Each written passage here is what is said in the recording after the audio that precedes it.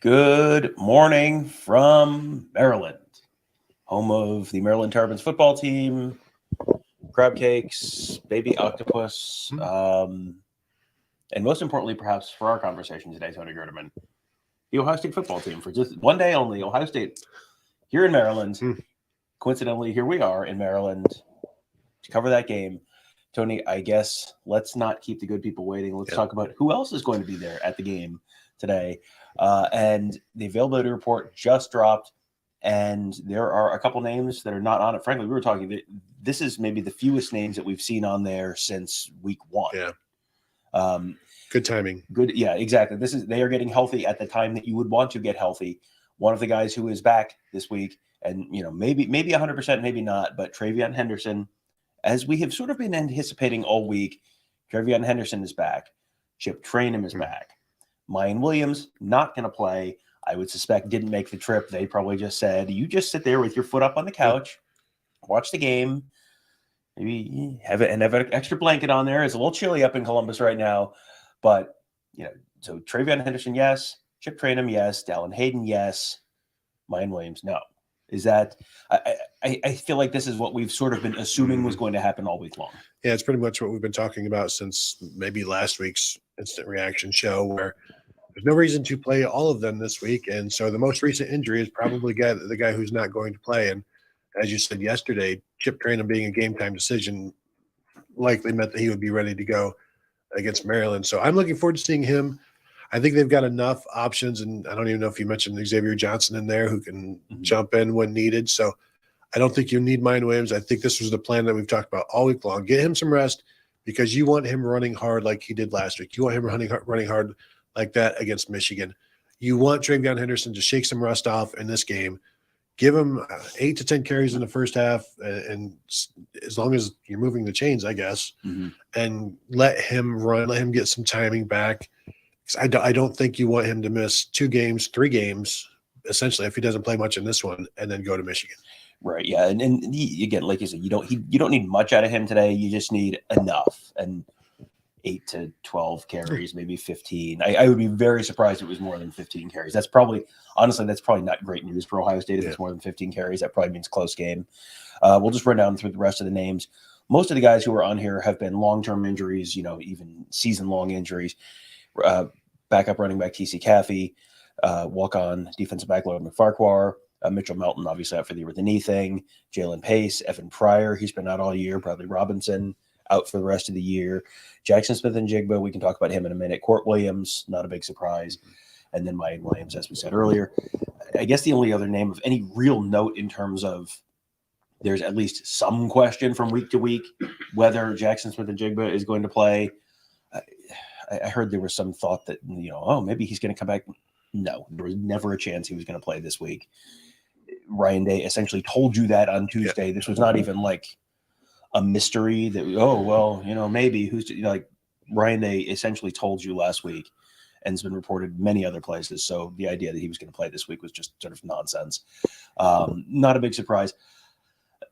Next week against Michigan, I mean, theoretically, maybe, but just the way Ryan Day is talking about Jackson Smith-Njigba, it feels to me like the answer is, Ryan Day said he has gone from saying, we're planning to have him back to this week. He said, we hope we get him back. Now we're trying to read some tea leaves here a little bit, but to me, that's a move in the negative direction. So less likely you have him from Michigan than maybe Ryan Day thought earlier. And we hope sure reads to me like, if Ohio State is in the college football playoff, they will have they have the opportunity to have Jackson Smith-Njigba back. Ryan Day is obviously hoping they have Jackson Smith-Njigba back. Ryan Day is obviously hoping they're in the college football playoff. So that when he said that was immediately my thought was, I bet this is where things stand right now. Yeah, because the question was, do you still expect him back? And he said, well, more hopeful than expecting. So that tells me, no, I don't expect him back anytime soon. I'm hoping to get him back sometime soon. Those are 2 wildly different things. And so, yeah, I went the same place as you. It's like, well, this is you need more time. The week to get ready for Michigan, is it going to be the 2 weeks to get ready for Big Ten Championship? Probably not there. So then you set your sights on the playoffs, because I don't think it would be for the Rose Bowl, so it's going to have to be the playoffs. And even then it may still be a decision on whether, what is he, 80%, and what's the chance of further injury. And it's an unfortunate thing all around. I had people DMing me saying, what a wasted year. It's like, well, I mean, that's injuries, like this is part of football. Who was the last big time Ohio State offensive star? Because you had Nick Bosa miss 2018, but like Mike Tomczak, yeah, I mean, Joey Galloway in like 93, he missed the season. They had. I mean, you've had Beanie Wells miss an extended period of time with a broken foot. You had Keith Byers miss a bunch of in 1985. He missed most or a chunk of the season. But mostly it's like Maurice Claret, like played a little bit and left, and then played a little bit and left, and then missed Robert certain Smith, games. Robert Smith taking a year off. That was not an injury related. He was Robert Smith out (parentheses) Elliot Uzelac. Yes. The academics. He wanted them. Yes. It's a little bit rare. This does feel like one of those things that 10 years from now, you're going to have Ohio State fans standing around tailgates and going, can you imagine how good the 2022 offense would have been if Jackson Smith-Njigba had played? Because, you go back to before the season and we're talking about, is Jackson Smith-Njigba going to break every single record in the Ohio State record book? Because he darn near did it last year, and the offense is potentially better this year. And that is going to be one of those great what ifs at some point with Ohio State football. Like what if Santonio Holmes had come back for a senior season in 2006 to be with Ted Ginn and Anthony Gonzalez and all of those guys?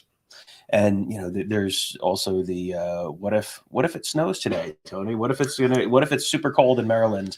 Well, good news, it's not going to snow. It's not going to be super cold. I went out, did a little scientific experiment, walked outside just in a long sleeve t-shirt for about 20-30 minutes ago to make a phone call, and stood outside for a while just to see how cold it was. Even this morning at not quite 9 a.m., perfectly pleasant outside, no real wind, sun's out.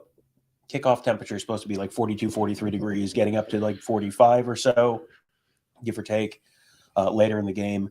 Weather should not be a factor in any meaningful way.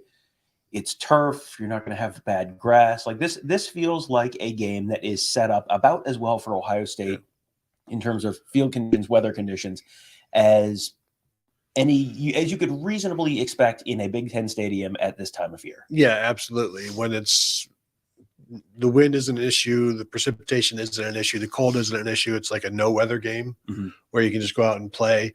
There's no factor that brings the two levels of talent closer together, and which just means they're going to stay separate and distant. And that's exactly what Ohio State wants. And, they did practice out in the snow this week. We saw that. And so they are preparing. But you get fortunate here and see what happens, Tom, next week in Columbus. Current, what I saw yesterday last night, like 37 and possible rain, but that was different from the day before where it was like 40 and no rain. Yeah, it feels like the forecast for that day, we've been kind of keeping an eye on it for the last week or so, and it feels like, I'm just going to pull it up right now real quick. It feels like it has kind of wavered between 40 plus or minus 5 to 8 degrees and rain showers to right now 41 degrees, mostly cloudy, 24% chance of rain, 15 mile an hour winds. That's fine. Like if that's the conditions, if it's 41 degrees next Saturday and 15 mile an hour winds, that's not going to be an issue. The weather report, if it's like that, should just say Ohio State Michigan game. Like yeah, that's what it is. Yeah, just little chilly, kind of chilly, cloudy, gray. Bundle up, but don't worry about the freezing to death or being inundated with snow. That feels like the 2012 Michigan game was something like high of 39 or high of 38 or something like that, and cloudy and gray, and it's like that's plus or minus 5 to 10 degrees. That's pretty much every Ohio State Michigan game, give or take. So that's enough. This is enough Michigan talk for now. We're gonna have. Don't worry, we're gonna have plenty more Michigan talk coming up later today. Let's give you a quick rundown of what we're sort of expecting, both on this show and then later today as well. Coming up a little later on in the show, we're going to hear from Ross Fulton with a little bit of a schematic breakdown, what he's expecting to see from Ohio State against Maryland today. A little later on in the show, also our Hungry Huddle segment. Tony, we went to a barbecue place. Yeah, we did. We did. Turned out a little too Tony's surprised. It was a Korean barbecue place, and they had, in addition to brisket and steak and chicken and all the pork, all the things you would expect. They did shrimp, okay, and they did a baby octopus. So Tony tries baby octopus. That's a little later on in the show. We'll get there. Yes, really, this is not like clickbait. Like, yes, it was really. This is not like, oh, it's a stuffed animal. Yeah. Ha ha ha. No, it was really a Toyota. Tony, yes, Tony ate baby octopus. So and Kevin did not. Well, you know what they say about Kevin. I know what we say about him. Yeah, but that's off the air. Yeah. So that's this show. After the game, of course, we'll have our usual post-game show. We'll be talking a little bit about the Maryland game. Have Mark Givler and Devin Radcliffe immediately following the game doing their instant reaction. We'll have Ohio State player and coach interviews streaming live. Maybe a Mike Loxley interview streaming live. All these road games. The setup is a little like, yeah, we'll have something. We'll see exactly what and when and how, but you'll get it one way or the other. And then, of course, Tony and I doing our Buckeye Weekly Instant Reaction show immediately after that. So that's, from about the time the clock hits 0. So figure 7 o'clock or so tonight. And then we're usually on for 2 hours, give or take. And then we're going to wrap up our stuff at the stadium. We're going to head back here to the hotel. And then a very, very extra special, Tony, because it is Michigan week, extra special Ohio State Michigan week kickoff, Ohio State Michigan week kickoff. Live show, 11 o'clock. We still got to come up with a better name for that. Yeah. 11 p.m. tonight, Saturday night, 11 p.m. The Maryland postgame show is going to focus at least a little bit on Maryland. Like, by the time we get to 11 o'clock, it's going to be Michigan, Michigan, Michigan.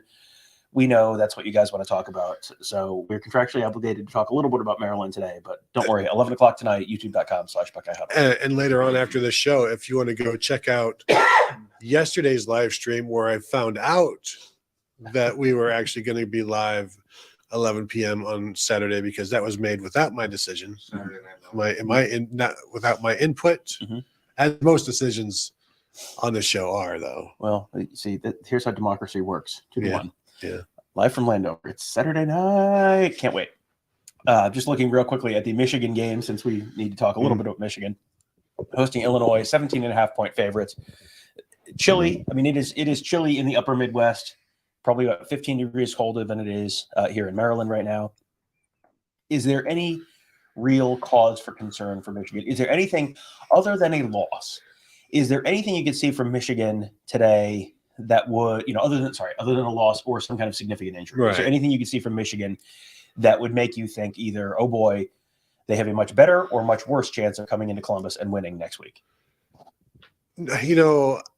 If Illinois can contain them, I think that would be a sign of what may come against Ohio State. And I know I can hear the Michigan fans, but Ohio State is soft. Ohio State is jello. Sir, perhaps you were not aware that Michigan beat Ohio State last year. Well, and I am. Thank you for reminding me of that. But I would also like to know, is Chase Brown healthy? Is he going to play? He got hurt last week. Been kind of coy about whether or not he's going to play. But even if he's not, this could be one of those where Illinois' defense might be a good matchup for Michigan. Like they might match up well with Michigan, I should say. And this might be one of those where J.J. McCarthy has to make some more plays, and maybe he's running and doing that with his legs more so than with his arms. But it still feels like an eventual 31-7 or something. Just, they just suffocate and they glom. They're suffocators and glommers, basically, I think is. And I believe, isn't that part of their fight song? Yes. They had to replace the offensive parts with suffocators and glommers. And then sadly, not much rhymes with glommers. Yeah. So, here's the thing about That's more of a Wisconsin and or Ohio State thing. Yeah, it's all Big Ten. Here's the thing about Illinois this year. Illinois, their defense has been very good. Their defense has played not a lot of very good offenses. Illinois' offense, they scored 38 points in week 0 against Wyoming. That is the season high, 38. They scored 34 against Wisconsin on October 1st. Mm-hmm. That is the only other time they have scored. That's only one time all season they have scored 30 points against a Power 5 opponent. Against Wisconsin, that was 34-10 at Wisconsin on October 1st.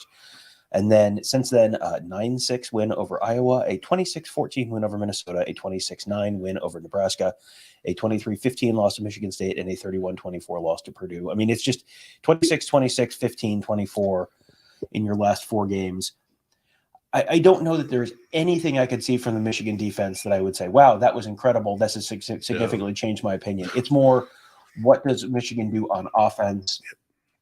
There's nothing that would change my opinion on the Ohio State-Michigan game more than if J.J. McCarthy can throw the ball downfield and make, can you throw 3 to 4 passes 25 to 30 yards downfield, and not just when guys are running wide open, like make 2 contested throws 25, 30 yards downfield. That would materially change my impression of things, because you've maybe seen it in isolated instances once here or there this season, but you really haven't seen that. And I think that's something they're going to have to be able to do at least a little bit against Ohio State next week. Yeah, and I don't know what the wind is like in Ann Arbor, but I know the wind was kind of an issue for Michigan throwing the ball a lot last week. But even if they complete a couple, 2 or 3, it's like, well, you've done it in one game. Can you do it in 2 in a row? And I get, obviously you won't know that until then. But yeah, I mean, I have not watched Illinois much lately, so I'll be interested to see what their defense does. I think if I were to predict an Illinois score of a win, it would be like 13-12. Mm-hmm. When they hold Michigan to a bunch of field goals, stop them at the goal line once or twice, turn them over, something like that. And Illinois scores a touchdown late to win 13-12. Yeah, it does. I just don't see a way that I think it's really anywhere close to likely that Illinois wins this game. Winds in Ann Arbor today, southwest 15 to 25 miles an hour. So that should not be enough to stop you. That's a decent wind, but that's like the winds when Ohio State was at. That's not even as much as the winds when Ohio State was at Michigan State, and Ohio State threw the ball fine in those winds. So, and J.J. McCarthy has a strong enough arm to cut through the wind. That's also the problem. The touch is not there. Yeah. So that's. I would not think that the wind would have that much of an impact with him. It's either you can do it or and it's going to be probably about that windy, maybe a little less windy than that in Columbus next week. So you can do it this week, you can do it next week. I think if he was completing them even in the indoor at Michigan, they'd be throwing it more than they are. And there's no conditions there in the indoor. Yeah, they've been trying to. It feels like every week they go out with the idea, we are going to do this, we're going to show that we can do this, and then they can't do it. They tried a lot last week. Yeah, more so, I think 4 shots over 30 yards downfield, and they had the one to Ronnie Bell where he was just running wide open, and they had the one to Loveland, the 3rd string tight end. That was not 30 yards, but that was 10, 15 yards downfield, and he was running wide open. I don't know. They might have completed one that was contested, but I can't remember. I remember several in a row that were, like Cornelius Johnson tried to, kind of a twisting catch. He didn't catch it. And there were a couple others that were just like way overthrown. Their ability to track the ball downfield is not very good. Mm-hmm. Yeah. So that's a little something to keep an eye on for next week. Don't worry. We'll have plenty of time to talk about all of this between now and then. As far as today's game goes with Ohio State playing at Maryland, I think having TreVeyon Henderson back is going to be a big deal. I don't even think that TreVeyon Henderson is the best running back for what they need this offense to be. I just think that having him back gives them so much more depth, where if Mayan Williams gets hurt again or whatever, you have another guy who has shown that he can be a very effective runner. And he has been a very effective runner. He's been a very effective runner in the, just like that, the inside zone kind of stuff. Like he's been very good there. He had a big one on Penn State, I believe, on that inside run. Well, and he is getting better at that, as you said. He's at any point he can go the distance. We know that he's running harder. He's seeing I still think he sees what Mind Williams does, and he's not trying to be Mind Williams, but he's trying to finish. He's like, okay, that's the tone that we're setting. I'm going to continue that tone. And I mean, we saw Travion Henderson knock somebody out of a game a month or so ago. And then, the guy gets taken off on a stretcher, and the next carry for Travion Henderson, he basically tries to do it again. And so he's trying to show that, and not trying, he is showing that physicality. The vision and things have been lacking at times, but the effort is certainly not. And so I'm sure he's itching to get back out there. And I know they're all impatiently waiting for the Michigan game because they have heard all of that. They've had the scores, that 42-27. I don't even remember anymore. It was so long ago. 42-27. Yes. Yeah. As Michigan fans are constantly posting reminders in our chat. Yeah. Yes. It's they have heard that every single day. The players have said that, it is one of those things. Hey, do they even need to bring it up? You probably no, they bring it up. The coaches bring it up. They don't want to go through that again. The players obviously don't, and so you just got to. But in order to get to that game, you've got to get through this one. You show the tenacity and the tone you want to set this week, and you just carry it as they've done all season long. Because I don't know that they've had a soft game this year. You remember going back to the Notre Dame win, where the offense looked very bad, and you're thinking during the middle of that game, oh, there are some issues here. But then the way they won it with the running game, you're thinking, oh, wow, this is a different offensive team than we saw last year. This is a different identity. That came out of that. They came out of that game as a positive with that offense because they were playing hard, and they did win the game with the running game, and that set the tone for the entire season, I think. Yeah, it feels like this is a very different Ohio State team than it was last year, and I think a lot of that is on the defensive side of the ball, where they have a defense this year, which is functional and effective by and large, and this exciting and new. Yeah, this is a game. One of the things that I swear to God, we are going to talk about Maryland at some point during this hour, but you look at the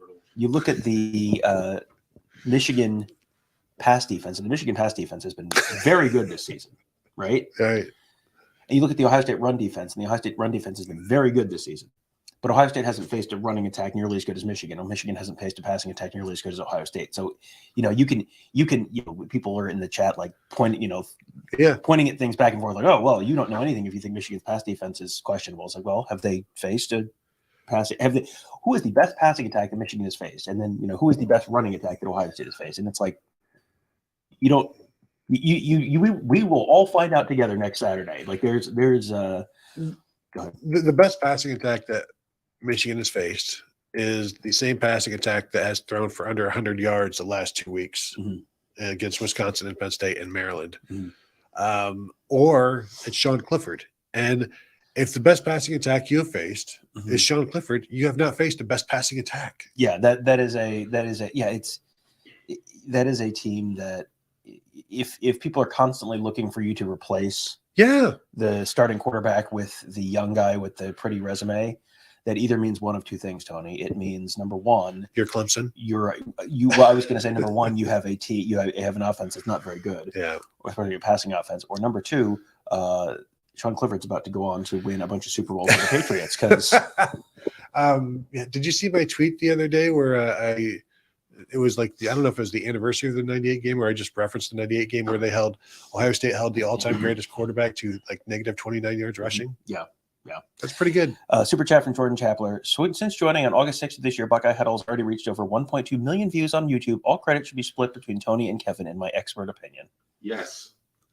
Thank you very much for that, Jordan. I couldn't have done it without Kevin.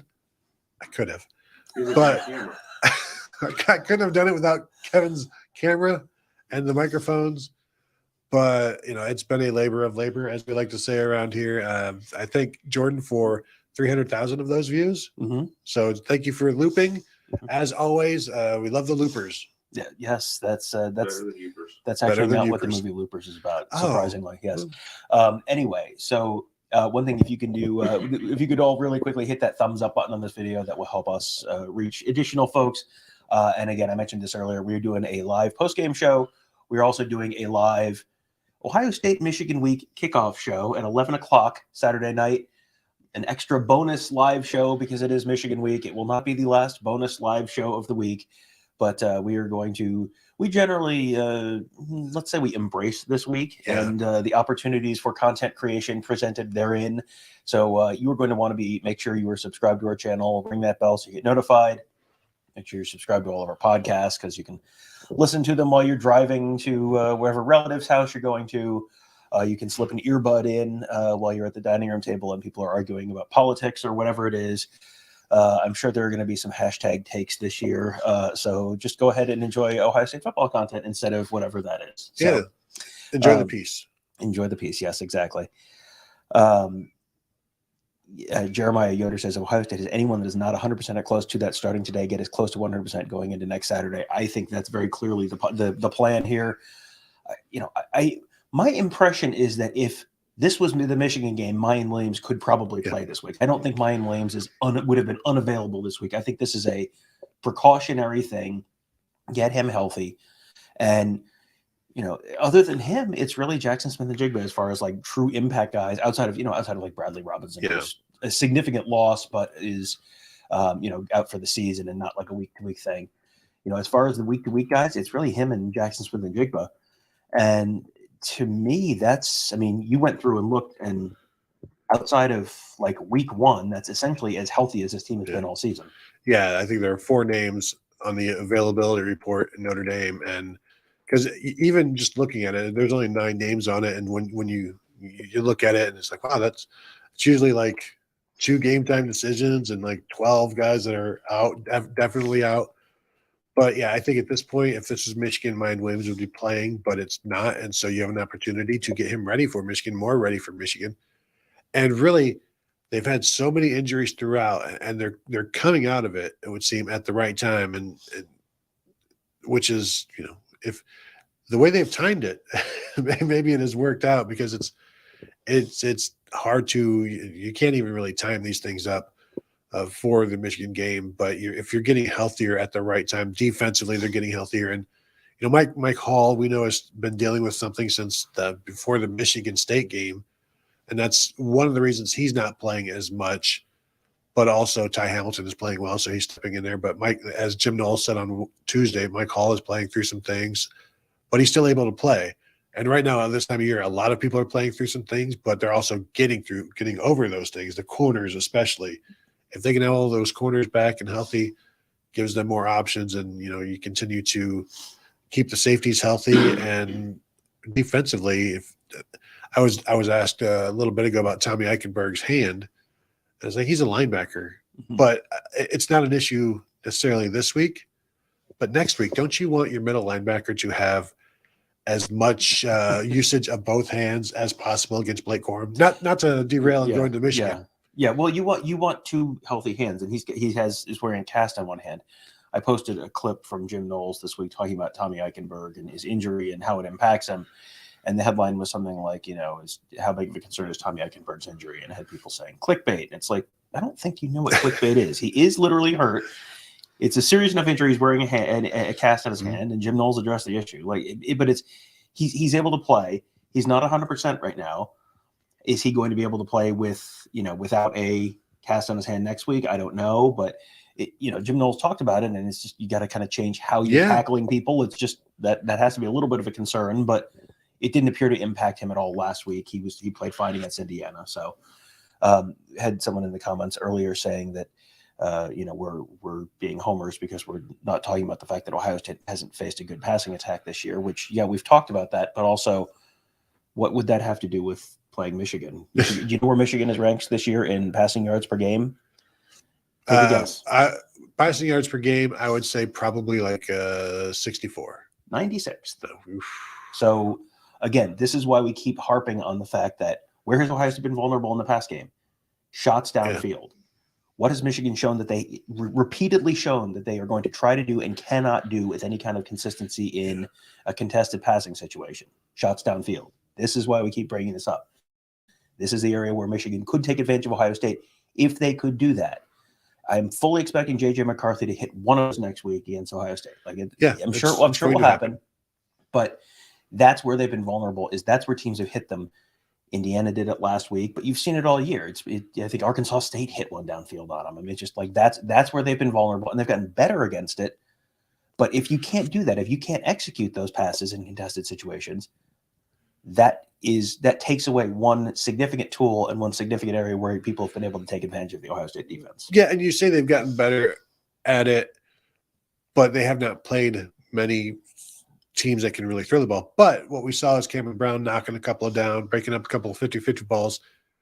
So even though they're not playing talented, dynamic offenses, they are still making the plays that they need to make, which is all Michigan's defense does essentially, because they're playing a bunch of bad offenses. And we have talked plenty about the bad offenses that Ohio State is playing against, and how do you measure this defense when they're not really being tested, and you measure it by how do you have confidence in them? Well, you have confidence in them because of what they're doing in practice and the fact that they can hold up with the Ohio State offense. Michigan's defense, holding up the Michigan offense, I don't know that is as much of a badge of honor for them as, because they're not tested in the same way, and they're not tested in both ways, the passing and the running game. But we talk all the time about the lack of passing games and the lack of offense that Ohio State has faced this year. I mean, that's because because the Big Ten offensively is terrible. Two, because we know if we don't talk about it, there's going to be Michigan fans saying, "Hey, you're ignoring that," and we're not, because we watch the games every week. We're the ones that are like, "Oh God, another Sean Clifford game," or like, "Oh, Spencer Petras, really?" Like, and now it's Talia Tagovailoa, who earlier in the season, before the season, we're saying this is going to be perhaps the best offense Ohio State faces. And now you come to this game and they can't even put 200 yards of total offense on the field. And so it's going to be a different offense than what Michigan faced. So it's not going to be one of those, although if Ohio State shuts Maryland down, there's going to be plenty of transitive tweets and stuff about the way Ohio State shut down Maryland, but it's not the same Maryland offense that Michigan faced. And the season is so different from then till now anyway. That the transitive thing just doesn't work in college football, because you're playing very different teams, especially teams that don't have tremendous depth. You look at the Iowa game, and Ohio State beat Iowa by so much more than Michigan did, and it's like, wow, Ohio State must be way better than Michigan. Michigan beat Penn State by way more than Ohio State did, or at least controlled the game much more than Ohio State did in that game. Ohio State beat Indiana by way more than Michigan did, but that was the game where Mike Hart had the health issue on the sideline, and you kind of got to get it from the pass for that. Ohio State beat Michigan State much more thoroughly than Michigan did, but I mean, you can sit there and you can nitpick stuff, and you can argue in the comments, and I mean, like, even if I told you can't argue in the comments, I don't think I'm going to keep anyone from arguing in the comments over the next 7 days. And because I've got a lot of Michigan fan followers on Twitter, and they would always come at me with humble brag. Arguably over 100, but they come at me with these transitive things, and it's like, look what Michigan did compared to Ohio State, and it's like, that's fine, but look what Ohio State did to Michigan State last year. Look what Michigan State did to Michigan. Look at what Michigan did to Ohio State. Mm-hmm. I mean, that should be enough to kind of end those kinds of things. And matchups are different for each team. What matches up well against Michigan may not match up well against Ohio State. Things like that, like Tennessee, we've talked about. But anyway, this is Maryland week, Tom. So all right, fine. We'll talk about Maryland. Josh Jeremiah wants to know, are you guys reporting from Maryland? Yes, we're in lovely Landover, Maryland right now. Can't you tell by the couch behind us we're in Maryland? Yeah, there's Old Bay on it. It does have. We put as much Old Bay as we could on the couch.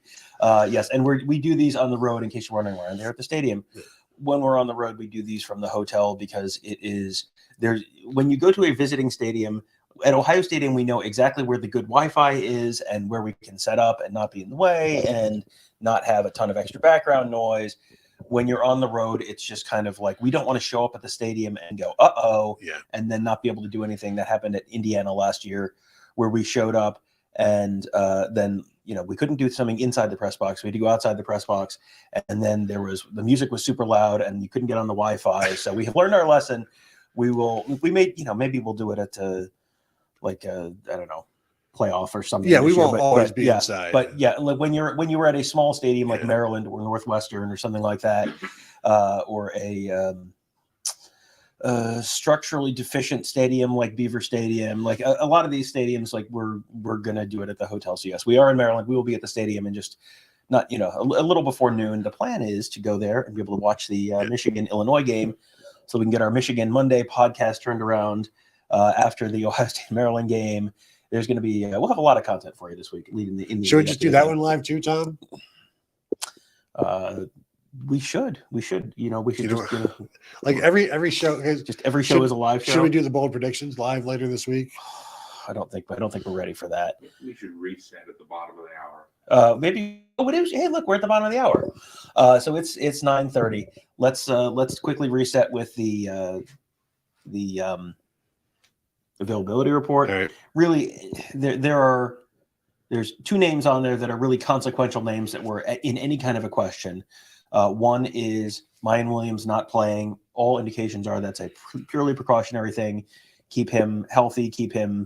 Let him rest up and be ready for Michigan. He doesn't need to get back into the swing of things. He was just running last week. He looked great last week before he sprained his ankle or whatever that was.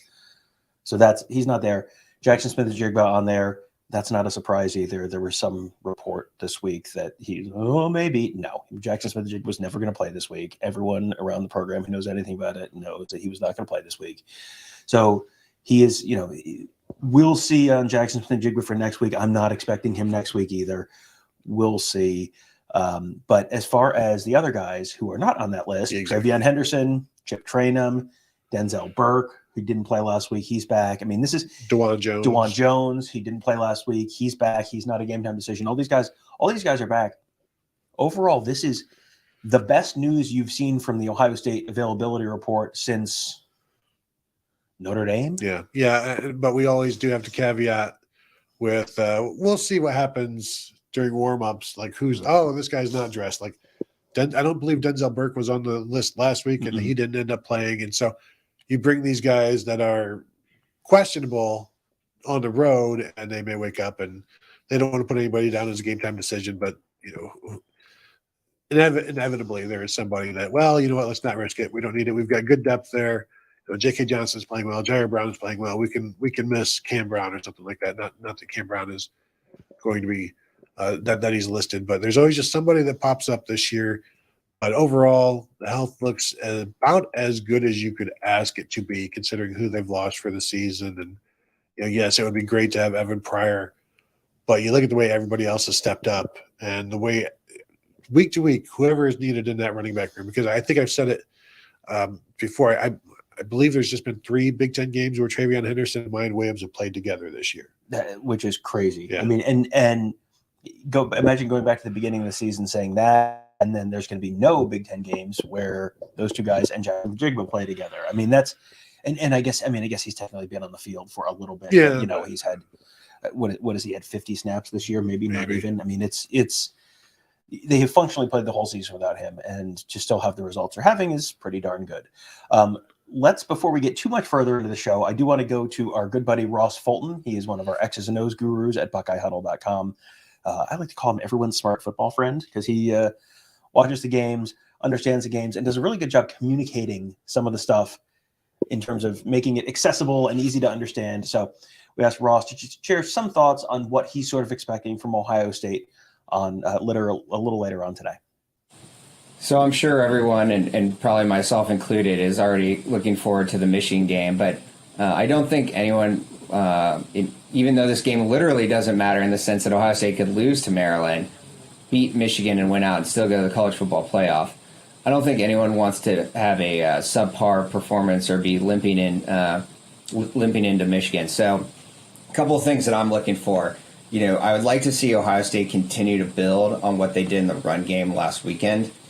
We obviously don't quite know, or at least as of this, that who is going to be playing in the Ohio State backfield and how much they're going to be able to play. But I would like to see them build off of the emphasis on more of inside zone and gap runs. I think that fits their running backs well. I think it gets them downhill. They really seem to get something going with that against Indiana. And so I think that is the way they need to continue to go. You obviously want to see them improve in short yardage. That's the main issue that they're facing in terms of short-circuiting drives. Again, as I've said this week, I'd like to see them throw the football or expand their package to be able to throw the football, including outside to Marvin Harrison out of run-heavy sets. If you're under center in the I formation, still be able to get the ball out to him.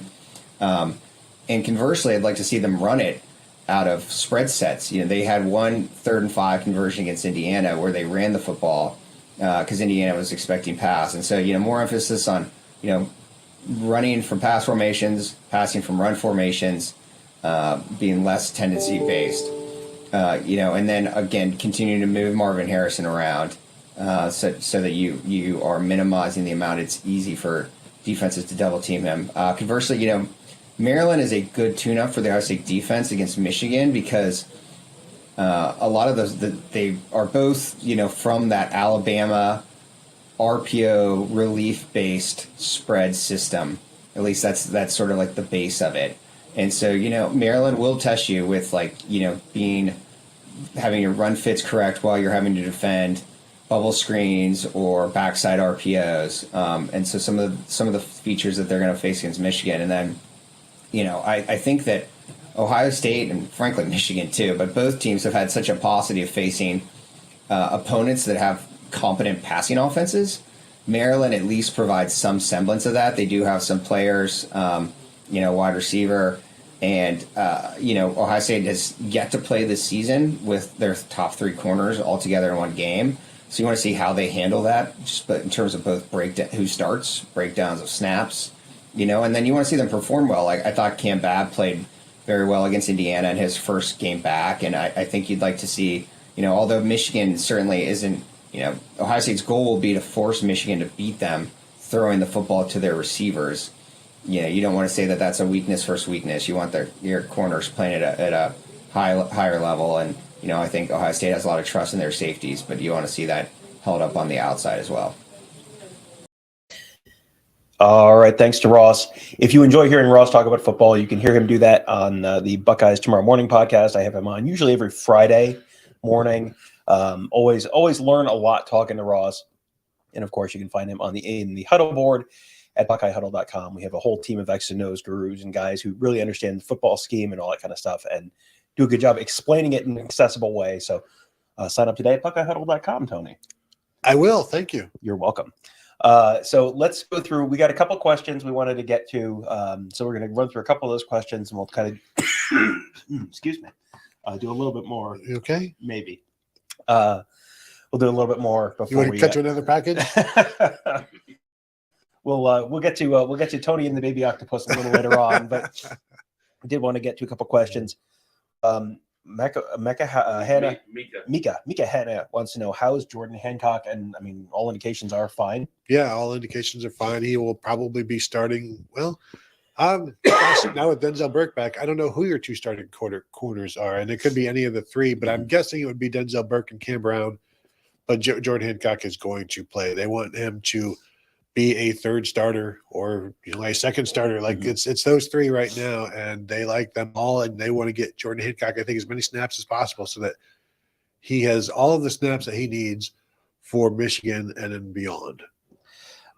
He's someone who, with as often as he's been banged up, Cam Brown's been banged up, Denzel Burke missed last week, like just having 3 guys who they feel like really – it feels like those 3 are the guys who they feel the best about right now, and J.K. Johnson is probably a little behind them, and then J.R. Brown too. I wonder how many games those 3 have played together. Maybe none, honestly. Yeah. Because Jordan Hancock has been out for most of the season. He's been back for maybe 4 weeks. And Denzel Burke may have missed 2 of those games, and Cam Brown may have missed 2 of those games. Like this may be the first or second time this year that they're all 3, assuming they all 3 play. Mm-hmm. Yeah. This is, we talked earlier about, things are sort of coming together at a good time for Ohio State. That's a good example of that. Avi wants to know, why does Ohio State average more yards per carry than Michigan? Well, it's all politics, Tom. It's yards per carry is in the eye of the beholder. A lot of it has to do with can't say better running backs, can't say better offensive line. I don't know, smoke and mirrors, level of competition. No, it can't be the non-conference schedule. I don't know, Tom. I don't know, because they're just averaging more yards per carry. I don't think there's a good answer, because it can't be. Well, let's just say magic. Well, and in case you have not been perusing the team stats nationally recently, Ohio State is 6th in yards per carry, 5.74. Michigan is 7th, 5.62. So, functionally the same. No, not functionally the same. But here's the thing. In a short yardage situation, who do you trust more to pick up 3rd and 2, Michigan or Ohio State? Yeah, no, Michigan. Blake Corum, the ability for J.J. McCarthy maybe to run a read. I think they're very good at that, and if they don't get it, they'll get it on 4th and 1. That sort of thing, where their offensive line has been able to get that push. I think the numbers will probably bear this out if you look at long rushes. Maybe Ohio State has more of those, and so you've got the yards per carry average gets bumped up because Wayne Williams has a 70-yarder, Xavier Johnson has a 70-yarder, Dallin Hayden has a couple of 40-yarders, and Travion Henderson does as well. C.J. Stroud almost had a 40-yarder, but and we've talked in yesterday's show. You look at Blake Corum; those long runs have gone away for him, and he started out with 5 carries against Michigan of 20 yards or more, and I believe he's had 3 since in the Big Ten over 20 yards. So you see him with 28 carries for 162 yards with a long of 17. It's not explosive, but it's like every carry is effective, and I don't know what his run success rate is. I'm guessing it's pretty high, just because it has to be high if your long run is 17 yards and you're still averaging 6. Yeah, he's been efficient, not necessarily explosive at all times, and we will have much more time to talk about all of this on our post-game show today, our Ohio State Michigan week pre-kickoff show at 11 o'clock Saturday night. This like when you're on a date with a new girl and you just keep talking about the ex-girlfriend, during dinner and all of that. This is we're talking about the future girlfriend in this scenario. That's even worse. Yeah. That is even worse. Yeah, that's it's like introducing your wife as my first wife. That's yeah. So we'll talk about this in more detail later, but I do wonder if the fact that J.J. McCarthy has not been running the ball much recently has had an impact on Michigan's ability to have explosive plays in the running game. And then, boy, I sure expect to see J.J. McCarthy running the ball more next week in Columbus than they have recently. So we'll put a pin in that one. Do we have to? Do you think Mayan will be able to play in the game next week? Do you have any reason to suspect that Mayan Williams will not play in the game next week? I know. I believe he will play against Michigan. And I think I said this after the game last week. I was walking up the tunnel with him, and he had his crutches, but he was walking on his boot, and he wasn't using the crutches. So I think he was – and he tweeted afterwards, like, I'm good or whatever like that. So even then, but you still didn't expect him to play this week so that he could play next week. Like, the reason he's not playing this week is so that he is good to go next week, not for anything longer term than that. I don't believe, because even Ryan Day said it wasn't as bad as they thought initially. So they got some good news out of that. And having Henderson, you wonder though if at some point there are too many options, or if they just, as we have now once again morphed to Michigan talk. Do you stick with Mayan Williams and Travion Henderson? Are those your two guys when Dallin Hayden has made some plays? Xavier Johnson has made some plays. Are you foregoing those guys because of those two? We'll talk about that maybe tomorrow, tonight. We'll get there in a minute. First, let's talk about something completely separate from Michigan, Tony. J.M. Stover Music wants to know who's returning punts today in Ohio State's game today, the one before the game against Michigan. I would say it's going to be Emeka Egbuka. Expect him to play. He's not on the list, so he left the game last week after taking a big shot in the downfield. So expect him back there. That was why Reese Stocksdale was back there. He's the backup. Because remember, Jackson Smith-Njigba was the original punt returner. So they went to their third guy ultimately last week, and did not go well. I wonder who is the backup this week, and that's something we'll be able to see, I think, maybe during warm-ups. And Reese Stocksdale will be one of those guys. I just wonder who, the new guy is there. I saw at practice Wednesday night, I saw Parker Fleming talking to Caleb Brown. Yeah. He's potentially in the mix there. I would be surprised if it was him, because Caleb Brown, I believe, has played in 4 games this season. So – if you put him in for another one, you're burning a red shirt. So I don't expect it to be him, but that's if you see Caleb Brown in there you go. We have told you that we saw Parker Fleming talking to Caleb Brown after practice. The other person who I keep waiting to see back there is Cam Martinez, who was a super, super effective option quarterback in high school, who, he's such a great athlete and, good short area quickness and elusiveness. I assume there's a reason he has not been back there because we've seen him back there in, like over the summer. Yeah. We saw them back there. So I assume there's a reason he has not been back there since then. The reason probably he doesn't catch the ball, all of it. That's the reason because and we've seen Xavier Johnson back there, I think. So maybe you see Xavier Johnson back there if you don't see him. We've even seen Marvin Harrison at times in practice or in warm-ups catching some punts. Yeah, so I think the answer is probably Emeka Egbuka, but beyond that, you can take your dealer's choice of. Beyond that, just don't put anybody back there. Yeah, and you know what? I mean, honestly, they would have been better off last week after Emeka Egbuka went out, not putting anyone back there. So, Mojo Ryzen says, "Do you guys think the wide receivers will improve with the bubble screen? Seems like they don't set up blocks well at first. There have been a lot of missed blocks on the outside and sometimes it's wide receivers, sometimes it's Cade Stover or the tight ends. It's just they have just not blocked well on those bubbles this year in a way that I don't remember in the past. So that was kind of surprising to me that they've looked like that for like extended periods. Yeah. Is it the youth because they are younger at receiver now and they haven't played as much last year to get used to that, to get it done. Maybe that has something to do with it. Maybe they're just not that great at it yet. But that's not going to be a good excuse. And maybe some of it is the outstanding defensive backs in the Big Ten, Tom. I think maybe there is some of that. Like Penn State has some outstanding defensive backs. Mm-hmm. I don't know that necessarily Maryland has that. Not to get into the Michigan thing, we've seen. Sorry to talk about Maryland here in the week before Michigan week.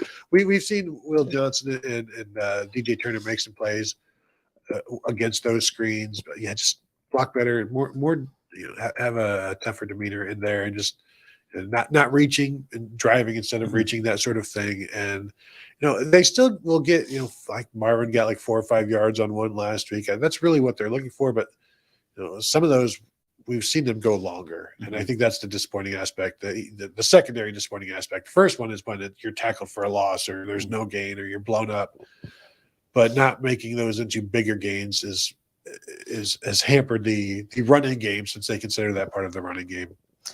All right. Uncle Rico says, I've always wondered why they wouldn't use Marv for punt return in big games. They have generally steered clear of having like the number one wide receiver be a returner, just because of the injury issue that's sort of inherent there. That's especially true in kickoffs, but also true in punts. I think that's just sort of a precautionary thing, that they have so many other good athletes there that you don't need to risk your number one guy in that situation. And also that's an opportunity for one of the younger guys, one of the, someone who's maybe not playing as much, to get on the field, start making an impact. You go back to last year, who was the first kick returner last season for the Minnesota season opening game? Who was the first player back as a kickoff returner? Do you remember? Freshman running back Travion Henderson. And then as soon as freshman running back Travion Henderson became starting freshman running back Travion Henderson, he was no longer back on kickoffs, and there was someone else back there. I think it was Mecca after that. So that's sort of how they typically have done that. There's a couple reasons for that, but those, I would not expect to see Marvin Harrison back there turning punts. But never say never, I guess. But if you have him get blown up on a punt return, and then he can't be there on offense, that's like the 2006 team losing Ted Ginn on offense. That completely changes who you are on offense. And they don't really they're not looking for a dynamic returner anyway, so they're not looking for that Ted Ginn aspect of it. Jim Tressel needed as much offense as he could get. If he could get it from special teams, go do it. Brian Day's offense has enough offense. So I don't know that Marvin Harrison does all that much in practice returning punts. We just see him; he's always doing something after practice. And Jackson Smith-Njigba is catching passes to Jugs gun, although he hasn't been around, so we haven't been seeing that lately. But I would expect Emeka and whoever else is back there with them. It's not one of these things like this week you're the punt returner, Marvin, because we need it. That's not something that they do. Our good buddy El Suzaba wants to know, why doesn't Day call some short passes in those short yardage situations? Tony, I think you might see that.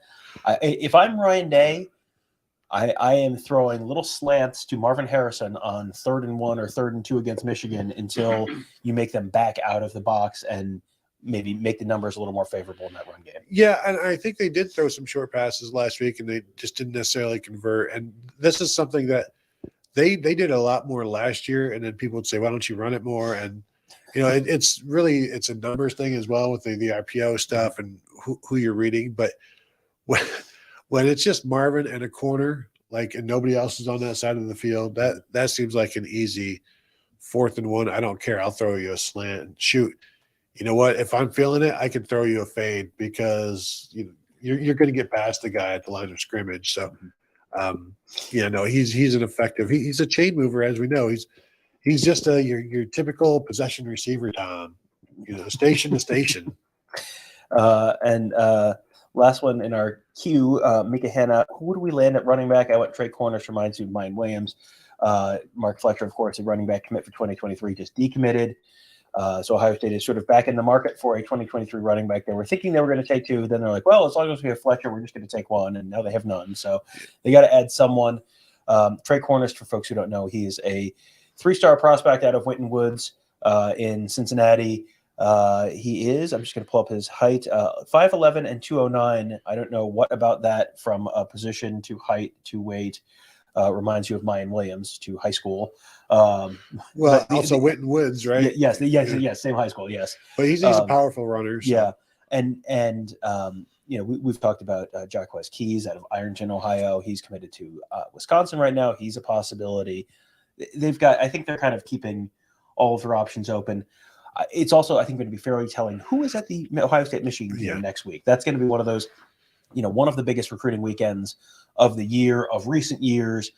So who are the running backs who are at that's going to tell me a lot about who is a legitimate contender to be the running back or running backs. Can they get Reuben Owens, the number 1 running back who is committed to Louisville, who when a number 1 player is committed to Louisville, everybody thinks, oh yeah. Well, and also maybe we can get in there, because, it's just Louisville, so they're those discussions going on perhaps, but it feels like Trey Cornish was always going to be maybe not that he's on the back burner, but knowing they didn't have to put him on the front burner, and he could have been that second guy regardless. And so we'll see what he does. Having a really good year. I know they really like him, but it's the Ohio guys. Unless it's Beanie Wells or something like that, you're not going to be like, yeah, come be with us. You wait a little bit. So that's the questions you guys had for us. We're going to run through some quick game thoughts on the Maryland game, Tony, not the Michigan game. Focus, Maryland game. We're going to run through some of those, and we're going to wrap you up. We'll run through the availability report one more time. We're going to wrap you up with our Hungry Huddle segment, one of the more memorable Hungry Huddle segments that we've done. But let's just some thoughts on the game, the Maryland game today. I'm expecting Ohio State to be able to move the ball pretty effectively on the ground, pretty effectively through the air. Weather's not a concern at all. This feels like whenever I'm the most optimistic in the staff predictions, I feel I feel worried, like I've missed something. And you and I both picked Ohio State to win 52-10. That was the biggest. Most of the other scores were in the kind of like the low 40s to 17, and then the high 30s to 17. Somewhere in that range. I always feel like, what am I missing? What am I not seeing? But with Maryland's defense being what it is, with Maryland offense not looking like it's going to be able to sustain drives or put a lot of points on the board, this just feels like a game where Ohio State put some explosive plays on the board in the first half.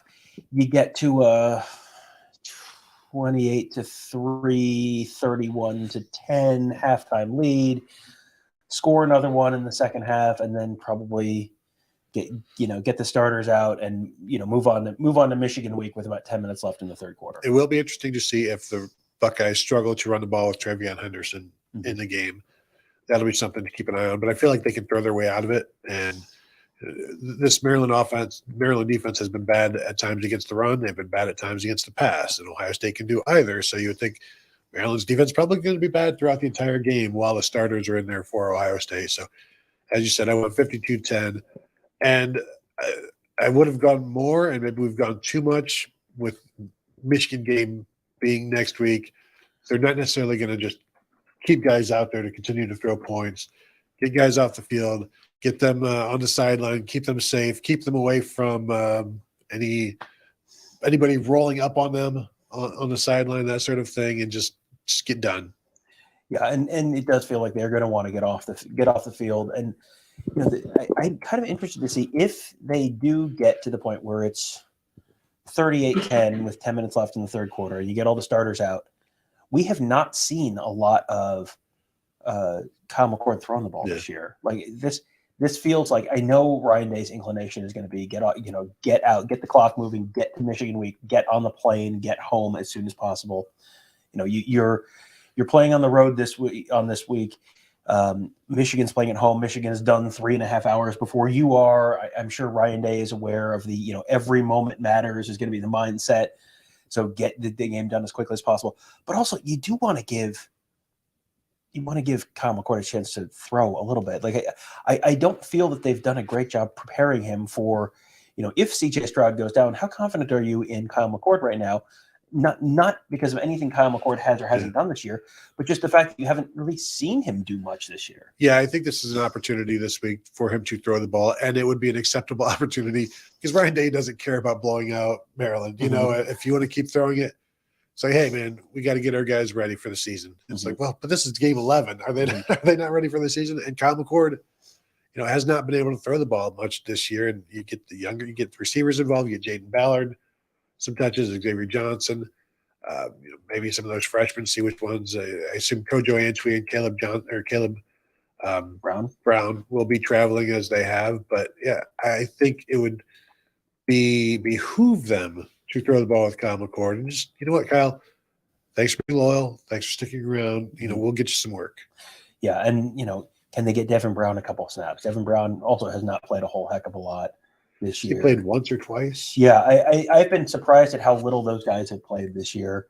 But that has sort of been the trend the last couple of years, where the younger guys have not played as much as you maybe expected. So that's something to keep an eye on today. One more run through the availability report for those of you. Our numbers have been going up a little bit, so we're going to run through the availability report one more time for folks who may have joined us a little late.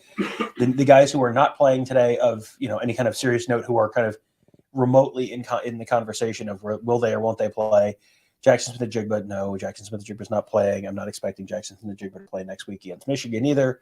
And then Mayan Williams not apparently making the trip. He's not available today. That feels very precautionary to me. The interesting thing there, Tony, is all the names that we're not saying. All the guys who are back, who are the guys who there were 4 guys who didn't play last week, who now are presumably going to play this week. Yeah, that's the real story. The names that aren't on the list, that's Travion Henderson, Chip Train, and both those 2 running backs, Dwan Jones at right tackle, Denzel Burke at corner. Ryan Day was asked, has Josh Fryer, who stepped in for Dwan Jones last week, right tackle, has he earned some playing time and earned more playing time because he's been playing in that jumbo package? And Ryan's like, we know we can rely on him. It's not something where you're going to give him. Well, now him and Dwan are splitting snaps at right tackle. That's not what the offensive line does. And if they do, they're not doing it right. They're not doing it well. And so, they just know that they can count on him, but they'll get back to Dwan Jones at right tackle, I'm assuming, and go from there and try to get everything keeps going back to Michigan. Try to get those 5 playing as well together as they can this week before shutting it down and getting them back on the field next week against Michigan. I'm so tired of hearing you talk about Michigan. Oh, just wait. This is Maryland week, Tony. Yeah. But good news, friends. Maryland week will be over as soon as the clock hits 0, possibly before then. But as soon as that clock does hit 0 today, we will have our live Buckeye Huddle instant reaction show, post-game show right here at youtube.com/Buckeye Huddle. Mark Ivler and Devin Radcliffe will be on as soon as the clock hits 0. We'll have some Ohio State player and coach interviews after that. Tony and I will do the Buckeye Weekly instant reaction post-game show after that. So that's all. We're usually good for 2 hours or so after the game. youtube.com/Buckeye Huddle. And then at 11 o'clock tonight, Tony, it is Michigan week. It is time at 11 o'clock tonight for the Ohio State Michigan week kickoff show. We'll do that live right back here on this very couch at 11 p.m. tonight. Make sure you are subscribed to our channel, youtube.com/Buckeye Huddle. Hit that bell so you get notified when we go live. Go ahead and just set a reminder in your phone because you're gonna be watching something else. You're gonna forget. And based on your questions this week, I'm getting the sense that people are interested in the Ohio State Michigan game. So we'll the post game show will touch on some on Maryland, and I'm sure it'll turn into a Michigan show very quickly as it tends to the week before the Michigan game. But then 11 o'clock tonight, we'll be back just talking Ohio State Michigan and kicking off that week in the way it deserves to be kicked off. So we hope you can join us then. So before we let you go, though, however, it is a moment we've all been waiting for. It is. Our Hungry Huddle segment. We're down in Maryland. We did tried a different kind of place last night. Had I think it's good to get Tony out of his comfort zone sometimes. I don't think there was a single bottle of ketchup in the entire restaurant. I looked and I did not see one. So we get Tony a little out of his comfort zone. I was very proud of you. Did a good job. It's a big boy food. It was very exciting. So first of all, thank you guys all for joining us this morning. We truly do appreciate it. Glad to be a part of your morning routine at this point, and hope to be a part of your afternoon routine after the game as well. But we will leave you now with this week's episode of Hungry Huddle. Are you excited, scared? No, I'm excited. Yeah. All right. Get one that's extra octopus. Welcome to Fear Factor.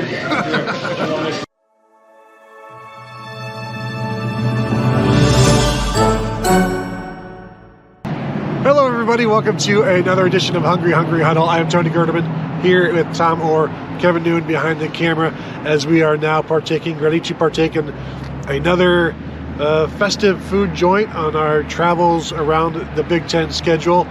Today we are at the Iron Pig. It's a barbecue joint.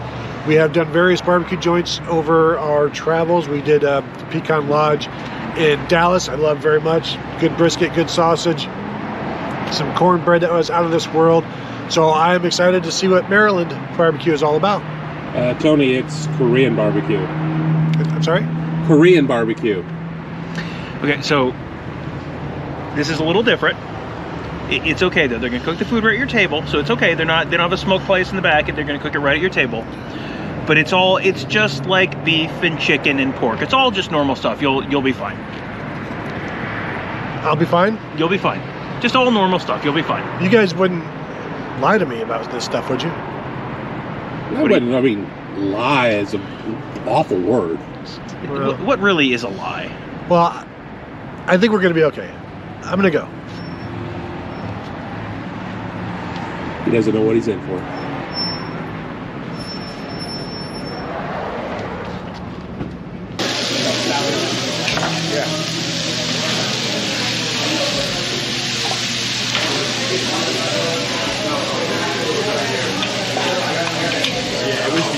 I'm a cabbage guy. I'm okay with that. Yeah, kimchi is a traditional cabbage-based Korean dish. Not overly spicy. If I could define them to a T, little zip to it. Its foods are really I don't know what this was. And I don't know that we're supposed to eat it cold. I'd say that's I mean, nobody. Yeah, you're fine. These are all cold dishes. This has been really fun because it's just Tony making a frowny, like a thinking face every time something comes out. It's like there's just a 100% chance this is the first time Tony has seen every single thing on this plate, on this table, including a fork. Yeah, I'm not. Everything that comes out, I'm not doing anything first because I don't know what is food and what is not, and what is supposed to be eaten and what is just for show.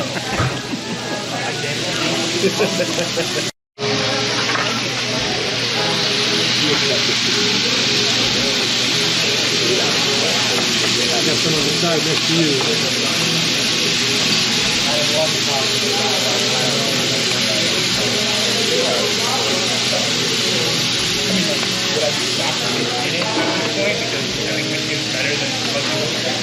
I can say with a tremendous degree of confidence that this is the first time in Tony's life he has even seen an octopus this close outside of an aquarium, and certainly on a plate. Are you Mr. Octopus? You around a lot of octopus? I lived in Detroit for a while, so there was octopus flying all over the place up there in hockey season. Are you excited, scared, No, I'm excited. intrigued? Yeah. All right. So They want that extra octopus thing.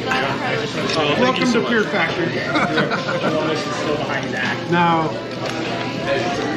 before I do this, feels like a big bite. Let me use my spoon to cut something. Anybody else want soup? Yes, please. Extra tentacles, Tony. How about, all right, I'll leave the one. More chicken, more steak. Let's go all in. Spicy. That one was a man.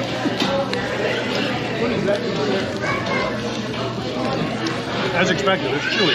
Yeah. We had talked before it came about the fact that it was probably going to be similar to calamari, where it's very chewy. Not an overly fishy taste, though.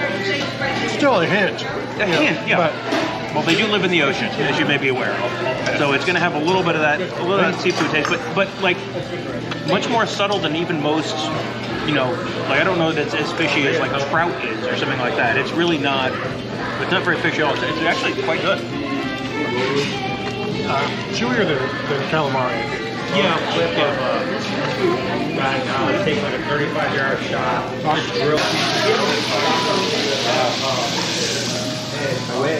Little thin sliced pork belly right there.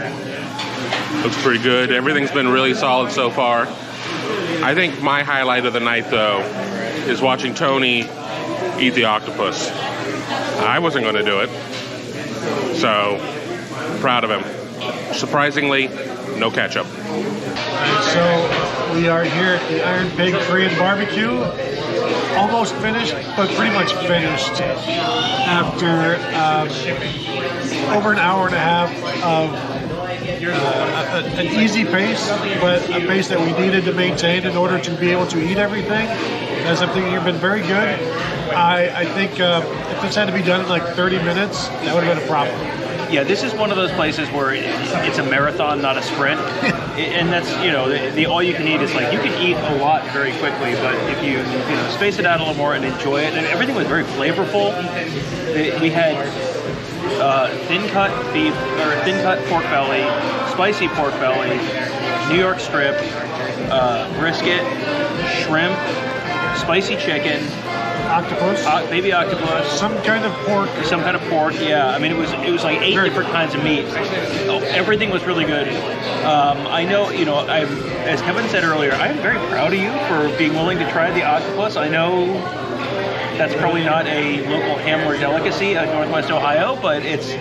I was very impressed. You were willing to give that a try, and that was it was an impressive moment. Well, good job. I mean, the next time we're traveling to a Penn State game, I need to take you guys somewhere to have some German food, like some gizzards or some pretzels, something like that, to see who's brave and who's not. Mixing Reuben? I've had Spätzle before. Don't worry. My grandmother was German. Don't worry. All right. You're not going to scare me with that. All right. So different things that we all can partake in, but this was very good.